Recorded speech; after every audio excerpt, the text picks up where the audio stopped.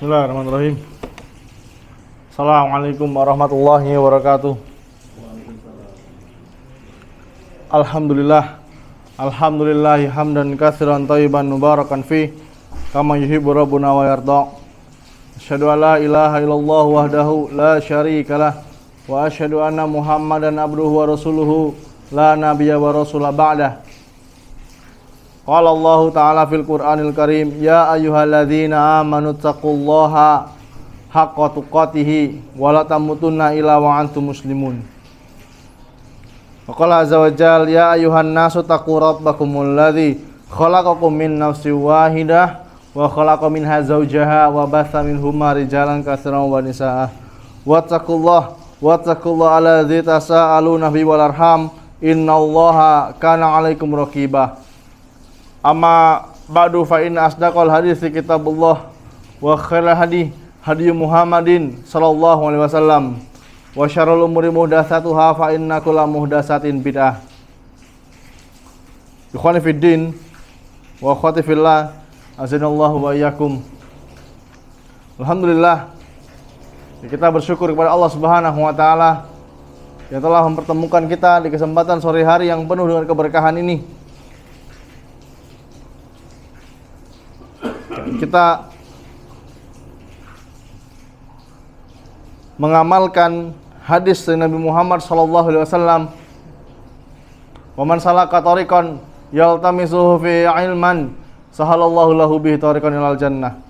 Dan barang siapa yang berjalan dari rumahnya dalam rangka untuk menuntut ilmu syar'i, maka Allah akan mudahkan jalannya menuju surga. Kemudian salawat dan salam semoga selalu tercurahkan kepada junjungan kita Nabi Muhammad sallallahu alaihi wasallam beserta para keluarganya, para sahabatnya, dan orang-orang yang senantiasa berpegang teguh dengan sunnahnya hingga akhir zaman. Dan alhamdulillah, ikhwan fiddin, azanallahu wa iyyakum.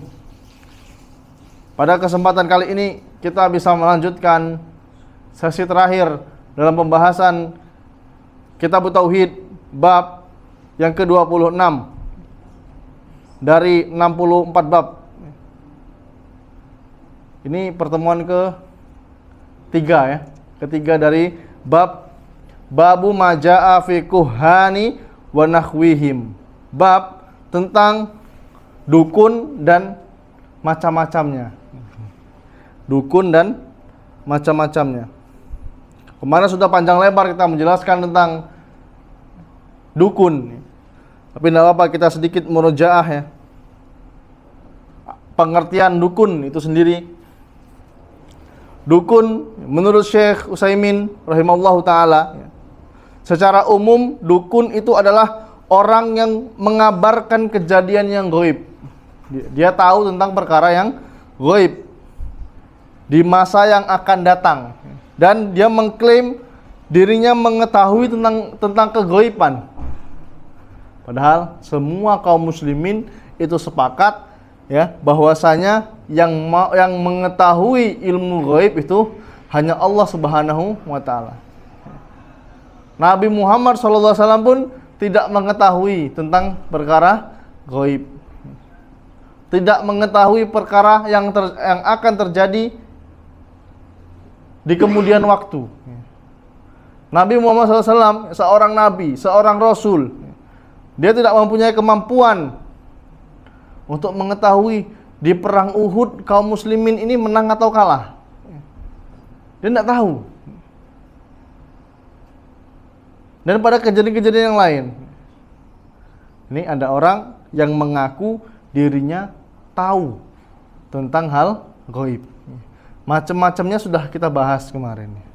Dan ada sebuah pertanyaan. Terkadang kita sulit membedakan antara dukun dan ustadz, dukun dan kiai. Sulit membedakan. Bahkan ada yang mengklaim dirinya ini dukun putih dan dukun hitam. Tapi dalam Islam itu semua batil. Tidak ada yang namanya istilah dukun putih.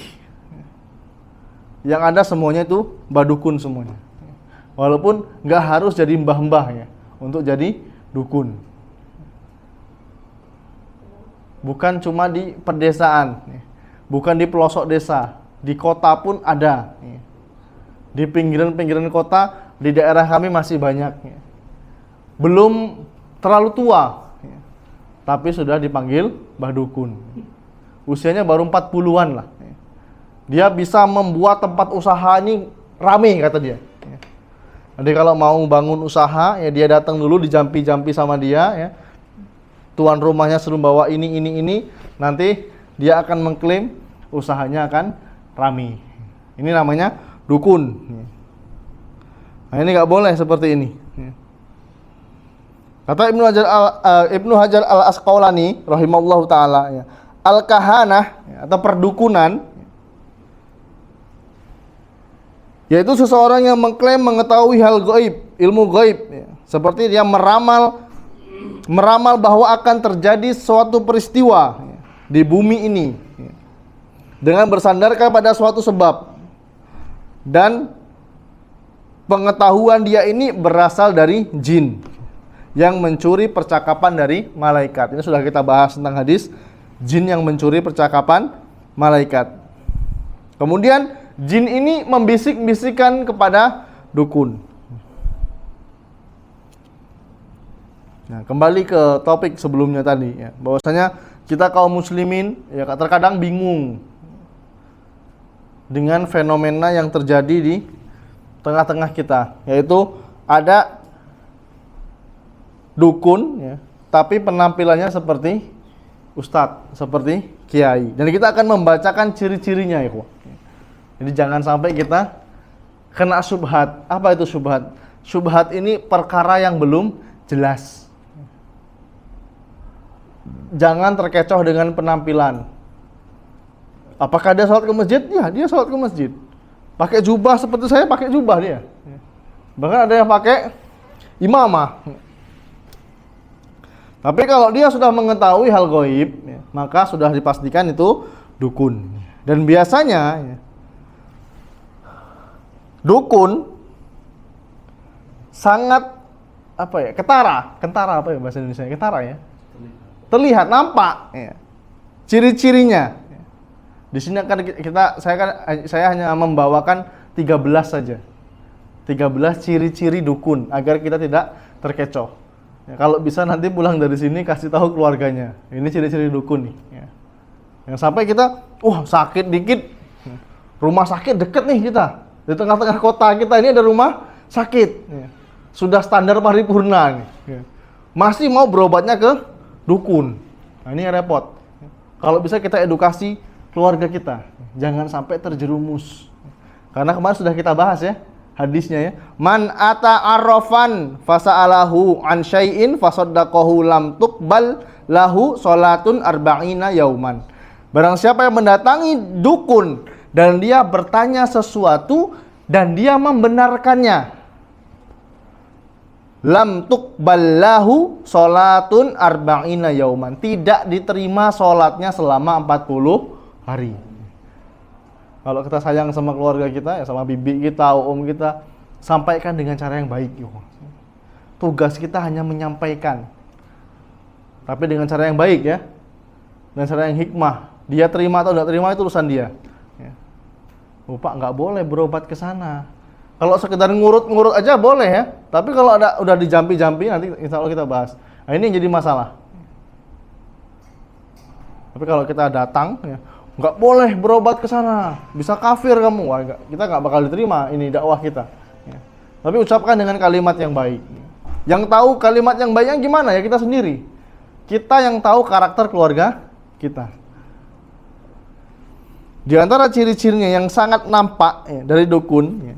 Yang pertama, dukun itu biasanya menanyakan nama pasien, ya, dan nama ibunya. Siapa namanya yang sakit? Nama ibunya siapa? Oh, baru dia mulai menerawang. Kemudian kalau orang Jawa biasanya dia tanya weton. Weton itu apa, ya? Weton itu bahasa Indonesianya apa, ya? Weton itu hari kelahiran. Oh, ini lahirnya nih Jumat Pahing nih. Oh, Jumat Kliwon ini. Oh, wajar dia sakit seperti ini. Obatnya Demikian dan demikian. Ini dukun nanya weton, hari kelahiran. Kemudian yang kedua, biasanya ya, dukun itu meminta benda yang mengandung jejak pasien seperti peci, sapu tangan, ya, baju. Nah ini biasanya dukun minta seperti itu untuk berobat. Ini nggak tahu, ada nggak ini penelitian medisnya? Nggak ada ya. Kemudian yang ketiga, terkadang dukun meminta jenis hewan dengan kriteria tertentu. Antum berobat ke tukang urut atau tukang pijet, tangannya patah, tangan kita patah atau tangan saudara kita patah, misalnya, bawa ke sana, bawa ke dukun.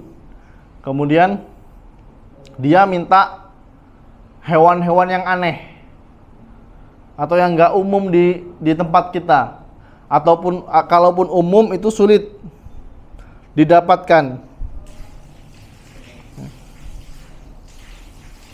Seperti minta ayam cemani, bukan ayam cemano, cemani, ayam yang hitam, ya kan? Ayam yang hitam, palanya hitam, kakinya hitam. Kalau darahnya hitam nggak darahnya? Wallahu alam, nggak pernah saya motong. Merah darahnya, bukan hitam juga ya. Nah ini aneh-aneh.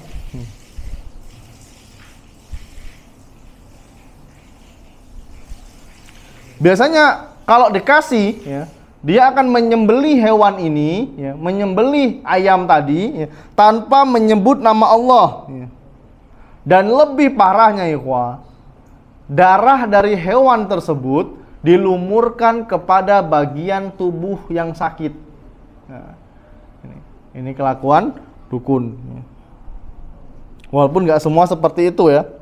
Atau darahnya ini dibuang ke lokasi tertentu, bisa mindahkan penyakit. Waduh, berarti dokter-dokter nggak usah sekolah 10 tahun, nggak usah sekolah 8 tahun, sekolahnya 4 tahun atau 5 tahun, ya, tambah koas 2 tahun, ambil spesialis 2 tahun, 3 tahun, kalah sama dukun yang bisa mindahkan penyakit ke hewan tertentu. Dipindahkan penyakitnya ke telur, dipindahkan penyakitnya ke kelinci. Ya, zolim kita sama kelincinya. Ya. Dan tauhid, ikhwah, ya, tauhid ini hanya milik orang-orang yang berakal. Ya. Tauhid milik orang yang berakal. Ya. Tapi Ustaz, ada yang sembuh Ustaz kayak gitu. Tetangga aku sembuh Ustaz. Ya itu bantuan jin. Ya. Dikasih sama Allah, tapi Allah tidak ridho. Allah melarang perbuatan tersebut. Dikasih sama Allah kesembuhan, tapi Allah tidak ridho. Kemudian dukun, di antara ciri-cirinya, dia biasanya menuliskan rajah, menuliskan tulisan-tulisan yang aneh, yang nggak ada artinya. Dibuatkan kaligrafi, ya, gambar orang sholat, tapi tulisannya nggak jelas. Pernah nggak tuh lihat? Gambar, kaligrafi, bentuknya orang sholat, tapi tulisan Arab. Alif, alif, alif, ba, ba, ba, jim, jim, jim. Disusun membentuk orang lagi sholat. Itu namanya rajah. Biasanya ditaruh di rumah untuk nangkal sial. Ini nggak benar seperti itu ya. Biasanya dia menulis rajah. Nih Mas, tak tuliskan di sini, simpen di ikat pinggang. Ada ikat pinggang yang apa namanya? Ada slitingnya, pernah lihat nggak tuh?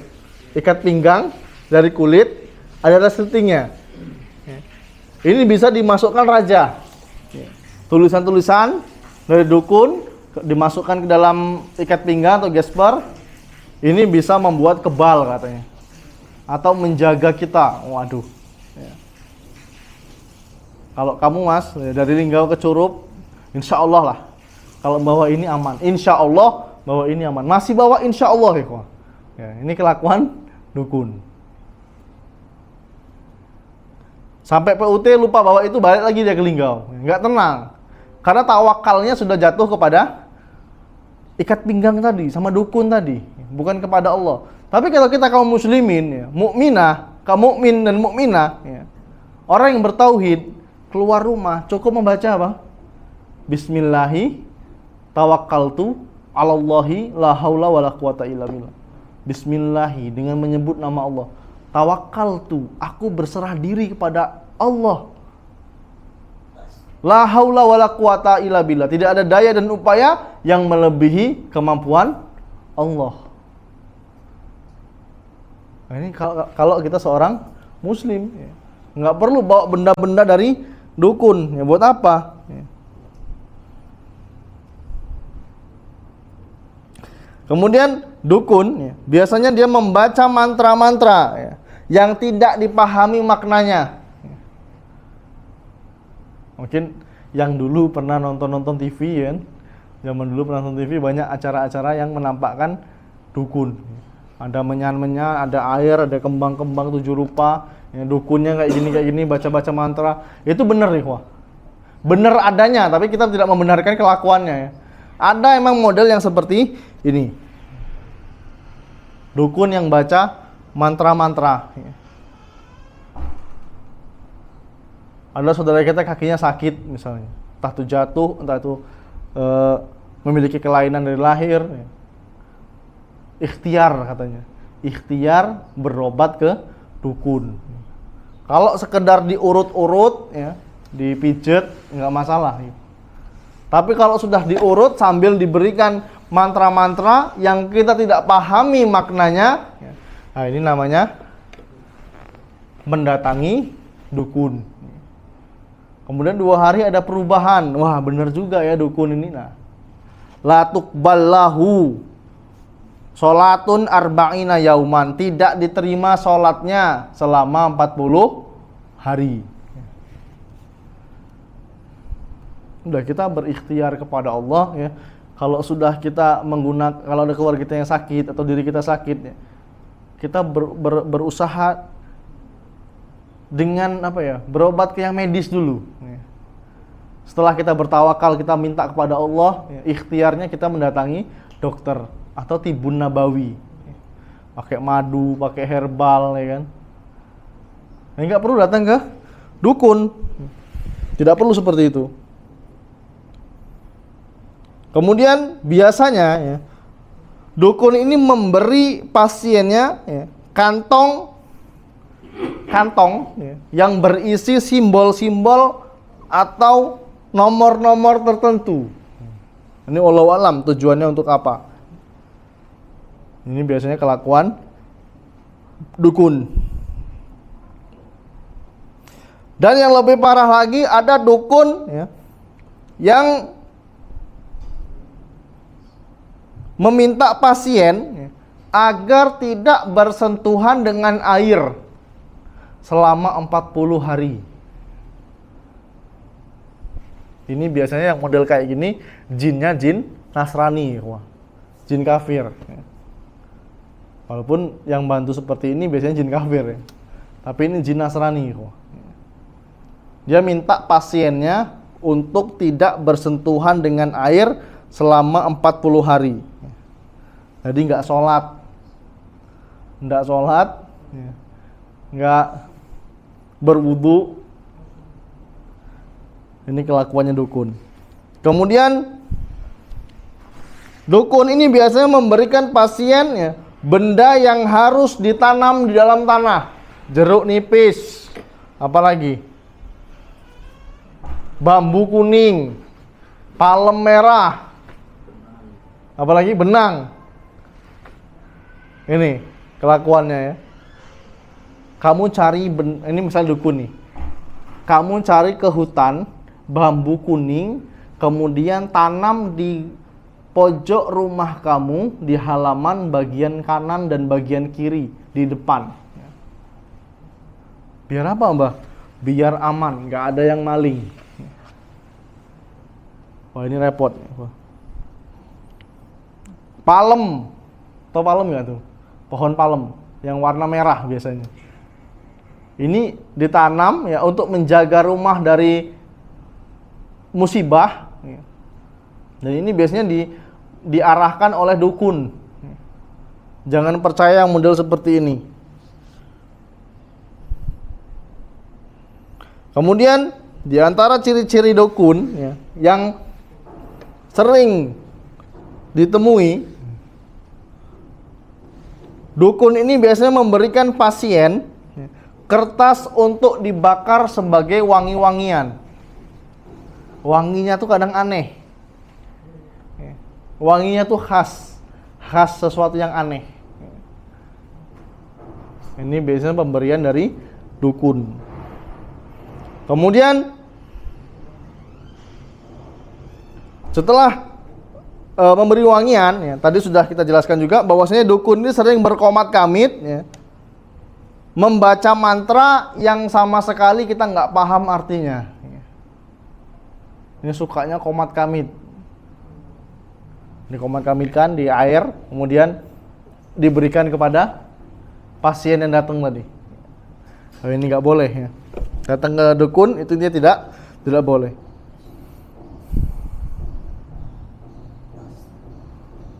Nah, dukun ini biasanya ikhwah ya, yang lebih meyakinkan lagi. Pertama dia datang menjumpai dukun, kemudian dukun ini langsung tahu namanya. Assalamualaikum Mbak. Oh, waalaikumsalam. Silakan duduk. Bang Zul, gimana kabarnya? Langsung tahu nama Bang Zul dia. Bukan Bang Zul yang datang ke dukun ya, bukan. Ini contoh.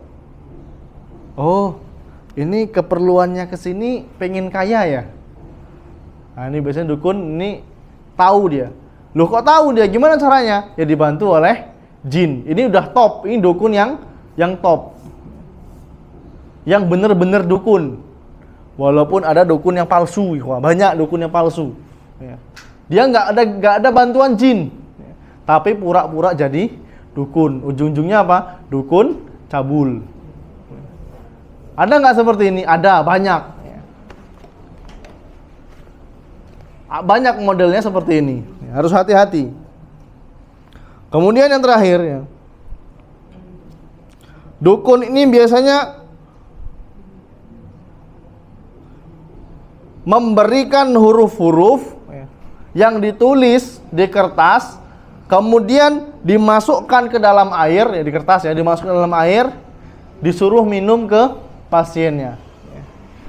Nah, kalau ini kita pernah berjumpa langsung, tapi dulu belum kenal agama Islam, ya, belum kenal Islam yang sempurna. Ya. Lihat orang, kok kayak gini modelnya. Ya. Jadi kasusnya anaknya apa ya? Bahasa Jawa itu sawanan gitu, tahu nggak sawanan? Nangis terus anaknya, dibawa ke orang pinter katanya. Orang pinter nih, kayak apa modelnya orang pinter? Penasaran kita. Setelah datang dituliskan di kertas, kalau nggak salah dia ngambil dari Al-Quran, tulisannya itu. Kemudian dicelupkan ke air, diaduk-aduk, hancur namanya kertas ya. Tintanya warna biru. Saya ingat tintanya warna biru, kemudian suruh minum ke anak kecil tersebut. Diem nggak kira-kira anaknya? Allahu alam, kita nggak tahu. Tapi ini ciri-ciri dukun yang sering dijumpai.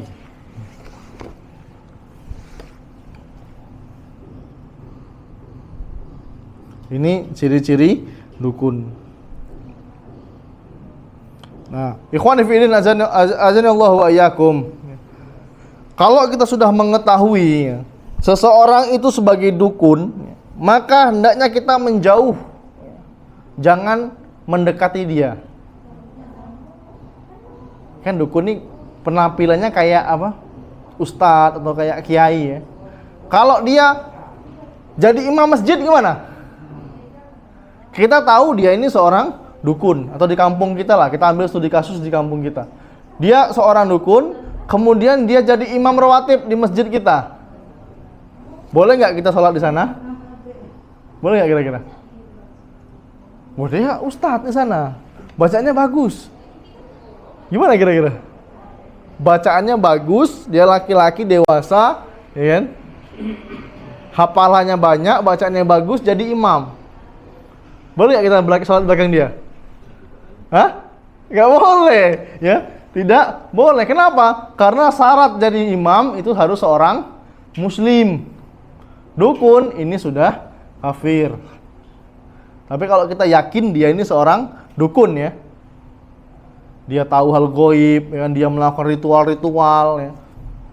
Kemarin kita beberapa waktu yang lalu kita dapat apa ya? Dapat informasi lah. Yang mimpin acara-acara pemotongan hewan, pemotongan kambing, sapi, naruh kepala sapi di tempat keramat itu orang yang baru balik haji. Balik haji atau balik umroh lupa saya. Oh, dia seorang haji tapi baru balik dari umroh. Pulang dari umroh beberapa hari kemudian, ya, palanya masih botak ya kan, habis tahallul. Dia mimpin pemotongan hewan di tempat keramat. Sampai rumah jadi imam masjid ya. Waliyazubillah. Jadi solusinya gimana? Kita cari tempat lain kalau mau sholat ya. Tapi Ustaz, dibenci masyarakat Ustaz. Antum lebih baik dibenci masyarakat apa dibenci Allah? Antum mau mencari keridhaan siapa? Ya. Atau antum sholatnya terakhir-terakhir, nunggu orang udah bubar. Karena maslahatnya lebih besar ikhwah, daripada kita sholat di belakang orang kafir. Ya, kita nggak sembarang mengkafirkan. Ya, datanya jelas. Kalau dia seorang dukun ya. Tapi kalau masih kila wakol, oh katanya kita nggak melihat langsung ya Allah alam. Kita sholat nih di satu masjid, udah berapa hari kemudian baru dikasih tahu sama teman kita, oh kamu sholat di sana tuh imamnya dukun. Kita berlepas diri karena kita tidak tahu. Kalau kita tidak tahu, insya Allah tidak berdosa. Jadi kalau kita sudah tahu dia seorang dukun, maka kita harus menghindar. Kita harus meninggalkan, karena haram hukumnya mendatangi dukun, apalagi bertanya dan membenarkan perkataannya. Ini kalau tanya sesuatu yang gaib ya. Tapi kalau kita tanya alamat, ya kan, tanya anak kita misalnya, dukun itu tetangga kita. Pak, tadi lihat anak saya nggak main di sini, Pak? Oh ada, tadi lari ke sana, Mas. Ya nggak apa-apa ya. Tapi kalau kita, Pak, STNK motor saya hilang, Pak. Di mana lah ya kira-kira? Oh, itu ada di tempat ya, di atas papan. Nah ini dah mana-mana nih dukun ini. Kalau kita membenarkan gimana? Oh gitu ya Mbah ya. Coba Mbah nanti saya cari Mbah. Lam tuqballahu sholatun arba'ina yauman. Tidak diterima sholatnya selama 40 hari. Islam tegas. Tidak akan diterima orang yang mendatangi dukun dan dia membenarkan perkataan dukun tersebut. Yang repotnya dikit-dikit orang pinter, dikit-dikit datang ke orang pinter. Anaknya mau ngelamar kerja, suruh datang ke orang pinter. Mau bangun rumah, datang ke orang pinter. Kapan waktu yang pas masang ini, apa? Bahasa dusunnya apa Kak? Itu masang kayu-kayu bocok itu, bubungan ya. Masang bubungan ini harus pas waktunya, biar nggak sial. Wah ini repot ya kok. Udah pasang bubungan, ya, disuruh apa? Ngasih makanan tertentu. Ini Allah alam, faedahnya apa kita nggak tahu. Tujuannya apa kita nggak tahu. Tapi kalau dia menganggap kalau nggak pakai ini, maka akan terjadi kesialan, maka akan terjadi bencana, musibah di rumah tangga ini. Wah ini yang kekufuran, perbuatan kekufuran.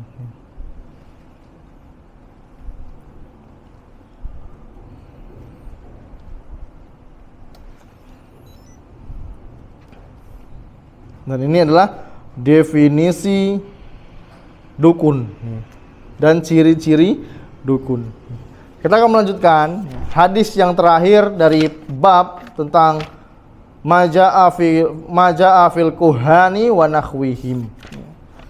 Apa-apa tentang dukun dan sejenisnya, macam-macamnya.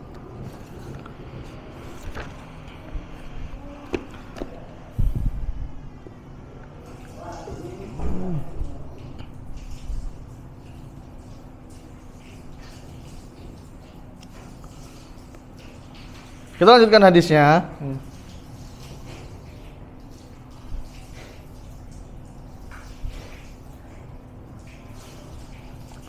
Wa an Imran bin Husaini marfu'an.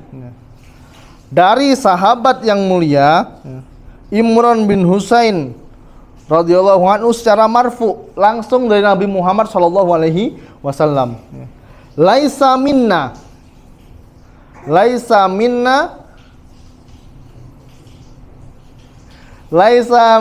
man tatayyara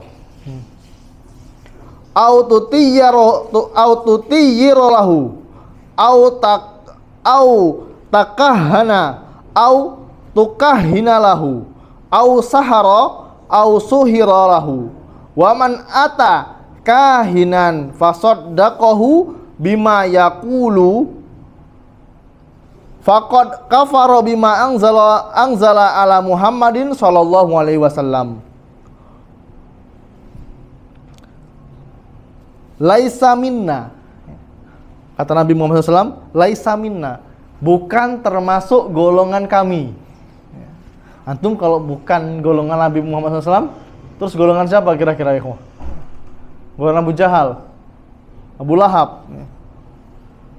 Kata Nabi Muhammad SAW, laisa minna, bukan termasuk golonganku, golongan kami.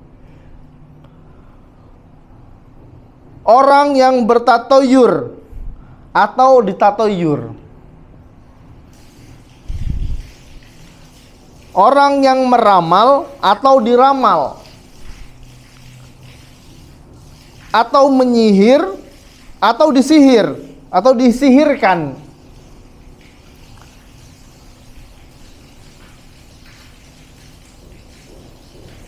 Man ata kahinan fasaddaqahu bima yaqul faqad kafara bima anzala ala Muhammadin sallallahu alaihi wasallam. Barang siapa yang mendatangi tukang ramal atau dukun lalu membenarkan ucapan tukang ramal tersebut, sesungguhnya dia telah kafir dengan agama yang diturunkan kepada Nabi Muhammad sallallahu alaihi wasallam.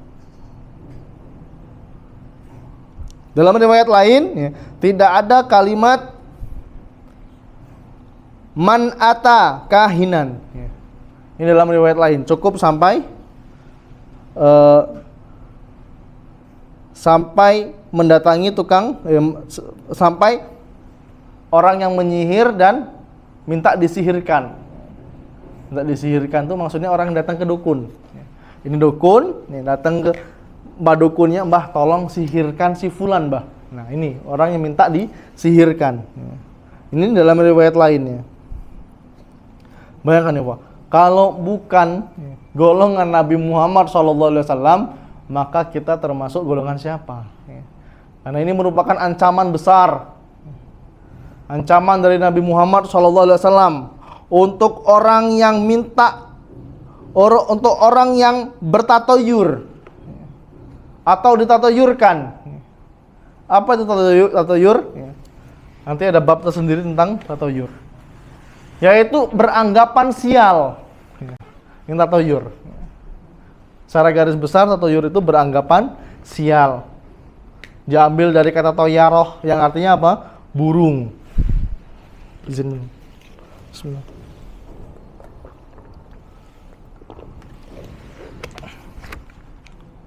Dia beranggapan sial. Zaman dulu orang mau berangkat berdagang, berangkat jualan, dari depan rumah dia menerbangkan burung dulu. Kalau burungnya mengarah ke kanan, maka dia akan mendapatkan hasil yang baik. Kalau burungnya arah kiri, maka hasilnya kurang memuaskan. Ini kurang pas sih, ini namanya tatoyur. Atau tangannya gatel mau dapat duit. Kalau nggak kerja gimana mau dapat duit? Atau kupu-kupu masuk dalam rumah. Kupu-kupu masuk dalam rumah nanti akan kedatangan tamu. Wah ini, ini perkataan yang batil. Kemudian orang yang meramal dan diramal, ya. Minta diramal, bukan lamar, ramal, ya.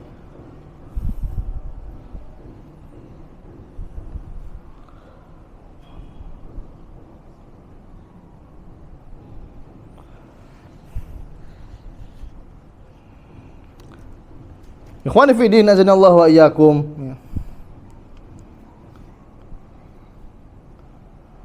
Berkata Al-Baghawiyun, Arraf,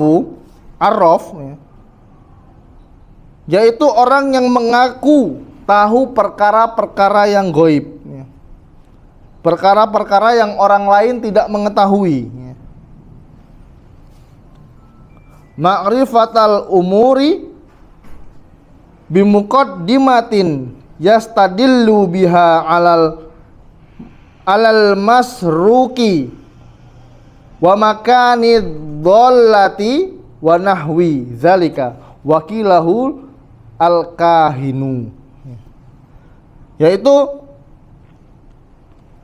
dengan menggunakan ritual-ritual pendahuluan untuk menunjukkan barang curian. Ini apa tadi? Al-Arraf, orang yang mengetahui perkara-perkara yang orang lain tidak mengetahuinya. Dia menunjukkan barang curian, ya, di tempat yang hilang atau semacamnya, ya. Dan banyak yang mengatakan wakilahu al-kahinu, dia ini seorang dukun.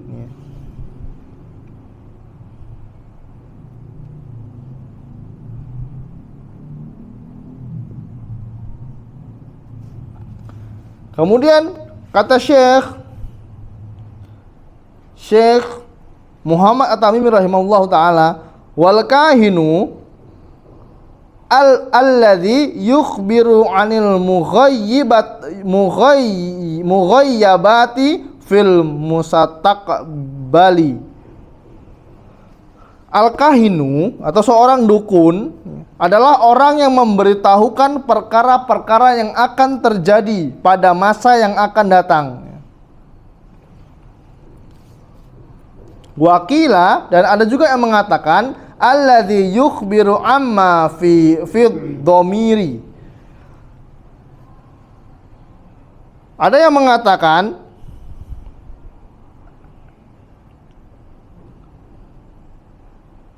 al-kahin adalah orang yang memberitahukan perkara-perkara yang akan terjadi di masa datang. Dan orang yang memberitahukan sesuatu yang tersimpan di dalam hati. Wah, ini sekilas terlihat sangat hebat sekali ya dukun ini ya. Terlihat sangat hebat ya. Tapi dia ini mendapat bantuan dari jin nih, ya.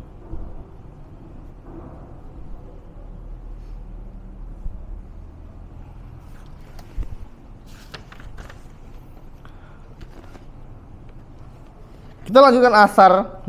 Asar masih dalam bab ini, ya, yang terakhir. Asar ini perkataan ulama, ya. Wa qala Ibnu Abbas fi qaumi yaktubuna abajadin wa yanzuruna fin nujumi ma ara man fa'ala zalika lahu indallahi min khalaq.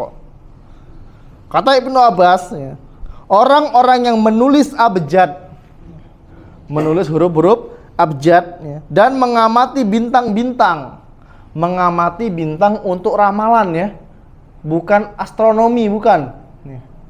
Dia mengamati bintang-bintang, oh nanti bintang ini bertabrakan, oh nanti ini ilmu astronomi, ya, fadol, diperbolehkan. Tapi dia kalau seseorang mengamati bintang, ya, tujuannya untuk meramal, ya, ini yang nggak boleh, ya. Kata Ibnu Abbas,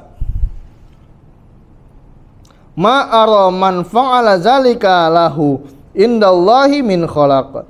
Saya tidak tahu bahwa orang yang mempraktikkan hal ini, ya, apakah dia mempunyai bagian di sisi Allah.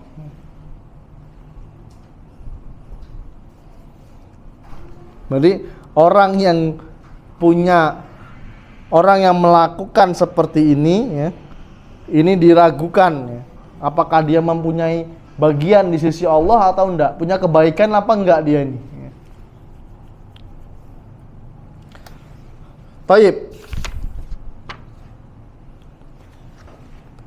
Kita akan menyimpulkan beberapa permasalahan yang terkandung dalam bab ini ya. Yang pertama ya, dari 3 pertemuan ini ya, kesimpulannya ya, atau permasalahan yang terkandung dalam bab ini ya. Kata Syekh Shalih Fauzan hafizallahu taala, al-ula, yang pertama, innahu la yajtami'u tasdiqul kahini ma'al imanil bil Qur'an. Tidak dapat bertemu dalam diri seorang mukmin iman kepada Al-Qur'an dan percaya kepada peramal, dukun dan sejenisnya. Sudah pahami ya? Gak mungkin imannya bersatu antara Al-Qur'an. Kalaupun dia bisa baca Al-Qur'an, dia hanya sampai ke kerongkongan saja. Dia tidak bisa memahaminya. Karena nggak mungkin bersatu imannya dengan percaya kepada peramal, dukun dan sejenisnya. Itu yang pertama. Nanti kita agak dicepatkan ya, Abu Amar ya. Karena kalau bahas bab berikutnya nanti gantung pembahasannya, nggak enak. Yang kedua, kata Syekh Muhammad At-Tamimi rahimahullahu taala, atsaniyatu at-tasrihu bi annahu kufrun. Tasrih, penegasan penegasan Nabi Muhammad SAW bahwasanya mempercayai dukun atau peramal itu adalah perbuatan kufur. Perbuatan kufur. Harus berhati-hati. Kalau ada sesuatu tontonan-tontonan yang mengarah kepada dunia perdukunan, kalau bisa di-cut atau di-skip aja. Kalau sekarang masih mending, udah jarang ya. Jarang ada iklan-iklan yang mengantarkan kepada kesyirikan. Itu yang keberapa tadi? Yang kedua ya. Yang ketiga, asalisatu zikru man tukahhina lahu. Yang ketiga, penyebutan ancaman terhadap orang-orang yang minta diramal. Ini buat apa minta diramal? Kita ikhtiar aja sama Allah. Ikhtiar, kita tawakal kepada Allah dengan ikhtiar kita, dengan usaha kita. Ngapain minta diramal sama dukun? Ini PR terberat kita, PR terberat kita sebagai laki-laki kepala rumah tangga. Bukan nyari duit, bukan nyari nafkah. Tugas terberat kita adalah membimbing anak dan istri kita ke jalan yang lurus. Karena sebelum kita dimintai pertanggungjawaban untuk diri kita, kita akan dimintai pertanggungjawaban atas keluarga kita, orang yang mendapat, yang berada dalam naungan kita, anak, istri. Ini kita yang bertanggung jawab. Jangan sampai anak istri kita terjerumus pada perbuatan kekufuran. Kita sibuk nyari duit keluar, ternyata anak istri kita percaya dengan ramalan. Iseng-iseng punya istri di rumah iseng-iseng buka ramalan bintang zodiak untuk yang lahir tanggal 3 Agustus. Kepala rumah tangga sibuk keluar. Nah, ini repot. Kemudian yang keempat, ar-rabi'atu zikruman tutuyira lahu. Penyebutan ancaman terhadap orang yang minta diramal. Minta diramal, afwan. Terhadap orang yang minta ditatoyur. Minta ditatoyur. Kenapa ya? Kok di rumah saya ini kemasukan ular terus berapa hari ini? Wow, kamu nanti akan dapat anak lagi. Wah, ini hubungannya apa? Ini nggak ada seperti itu.